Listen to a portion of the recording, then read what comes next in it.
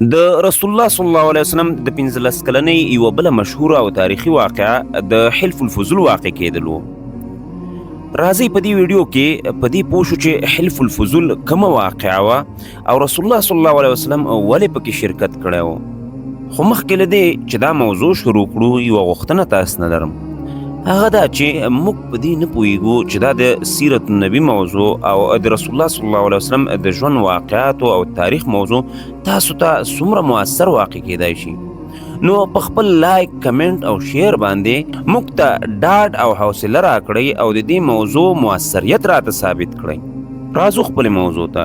حلف الفضول بهترین یا د غوروالي قسم دی، یا په بل عبارت داسې یو قسم دی چې څلورو کسانو چې د هر یو نوم فضل و دوی دا قسم او بیعت کړی و چې هر یو مظلوم سره به موږ کومک کوو او د مظلومانو غچ به اخلو. دا چې دا کسان ولې راټول شوي وو او دا بیعت یې کړی و، په دې اړه یوه داسې واقعه وجود لري چې یو کس د یمن نه راغلی و، زبید یې نوم و، او په مکه کې په عاص ابن وائل السهمي باندې خپل یو سامان خرڅ کړی و. نو عاص ابن وائل چې ترې سامان واخیست بیا یې ترې مطالبه وکړه چې پیسې راکړه. نو د پیسې نه ورکولې، ویلې به سبا راشه، بله ورځ راشه، تکلیف به یې ورته ورکاوه. آخر دا چې دغه مسافر سړي ورته وویل چې یا مې دا سامان راکړه یا پیسې راته راکړه، ما مه په عذابوه. نو دا چې یو مسافر سړی و هغه ورته وویل چې لاس در اخلاص، نه سامان در کوم او نه پیسې. دا مسافر لاړه یو دوه قبیلو ته چې یو یې بنو سهم او بل یې بنو مخدوم نومېده، د ابو جهل قبیله وه. دوی ته یې درخواست وکړ چې تاسې ما سره ودرېږئ او د دې عاص ابن وائل السهمي نه ما ته زما مال واخلئ.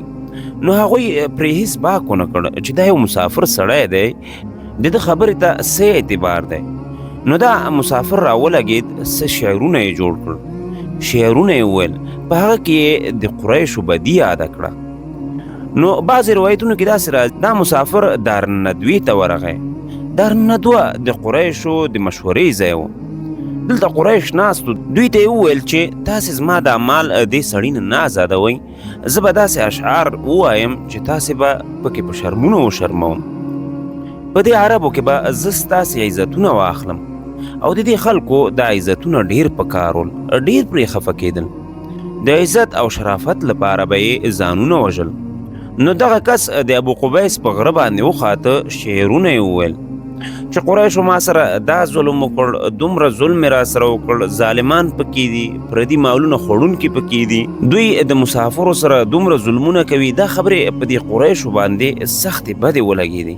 نو په دې کې د بنو هاشمو نه 3 یا 4 کسانو په خپلو منځونو کې یو بل سره لوز وکړ چې اول کې دغه لوز زبیر ابن عبدالمطلب چې د نبي علیه السلام تره دی او د شرک په زمانه کې تیر شوی، دا قسم اول ده وکړ چې هر مظلوم د بهر نه راشي او په مکه او قریشو کې پرې باندې ظلم وشي، نو موږ به یې ملاتړ کوو او په خپله وینه باندې به مقابله کوو، وینه به تویوو، خو دا مال به د دې مظلوم اخلو. عربو کې دا عادت و چې یوه خبره به یې وکړه بیا به په هغه خبرې باندې کلک ودرېدل او قسم به یې کاوه. دوی داسې کلکه وعده وکړه چې تر څو دا غرونه ولاړ وي موږ په دې قسم باندې ولاړ یو.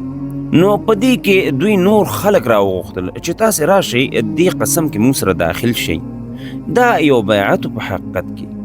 نو ډېر خلک راغل او دې قسم کې داخل شول. رسول الله صلی الله علیه وسلم په خپله په دې قسم کې شامل شوی او ویلی و چې ما هم پکې شامل کړئ، د هر مظلوم مدد به کوو. دا قسم د عبدالله بن جدعان چې د قریشو مشر و د هغه په کور کې وشو. دا چې د رسول الله صلی الله علیه وسلم په ژوند کې نورې څه واقعې راغلې دا به پر روانو ویډیوګانو کې تر بحث لاندې نیسو. تر بلې ویډیو د الله په امان. السلام علیکم ورحمة الله وبرکاته.